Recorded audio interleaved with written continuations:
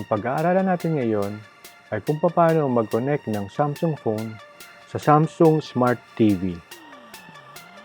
Sa iyong Samsung smartphone, hanapin ang Smart View. I-on ang iyong television at i-click ang screen mirroring. Magko-connect na ang iyong smartphone at ang iyong Smart TV.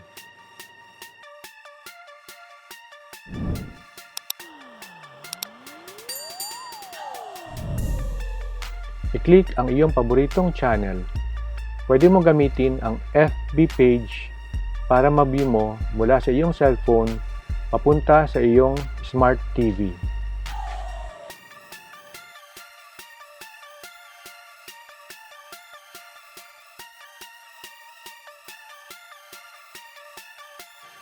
Kung may natutunan ka sa video na ito, huwag kalimutang mag-subscribe upang maging updated sa mga susunod pang mga tutorial.